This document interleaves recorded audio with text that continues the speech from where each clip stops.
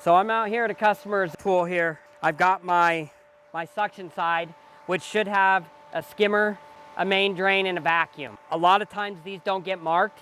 It really helps us, and it will really help you as a homeowner to know which ones are which. So I'm gonna just go through the process of figuring out which one is which. First thing I'm gonna do, I'm gonna close this valve right here. Make sure the off is facing straight on with the pipe. Then I'm gonna come over to my pool. And the good thing is we have a skimmer and a vacuum port right here. So I'm gonna pop my skimmer out. You've got your 2 holes in here. One of them has a suction. I'm just gonna reach down and feel if that has suction, and it does. So we know we can eliminate that valve was not the skimmer. Down here, I've got my vacuum port. I'm gonna pull my hose out here, and I'm just gonna run my hand just kind of over the top, feel for suction. That one has suction as well. So we can eliminate our vacuum. So that port that I just closed is gonna be their main drain. Now we know we've eliminated the skimmer and the vacuum for that valve, so we know that that's our main drain.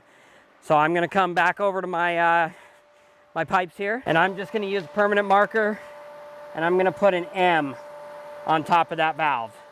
And then I'm gonna open that valve back up. Always important to open that valve back up, because if we close them all, your pump's not gonna be happy. Okay, I'm gonna go to my middle. So I'm only looking for my skimmer and my vacuum now. So I'm gonna close my middle. I'm gonna come back over to the pool.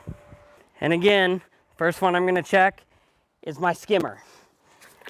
Feel if it has any suction in our holes here. Neither one of them have suction, so that's gonna be your skimmer. So we're gonna come back to our pipes. We're gonna mark that one as your skimmer. And then by process of elimination, we obviously know this one's our vacuum. Marked with V, S, and M, so that we know, or the homeowner knows, if I need to close my main drains off, this is the valve that I close, skimmer, vacuum.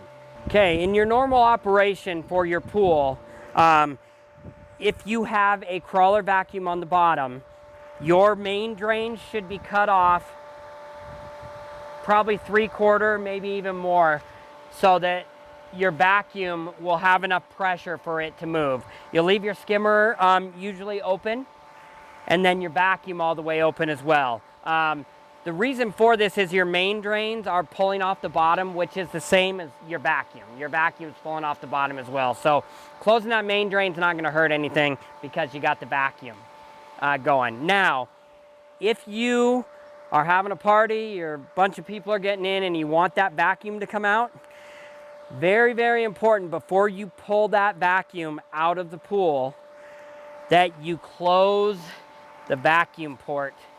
And then at that point, you'll want to open your main drain just a little bit so it's sucking a little bit more from the bottom.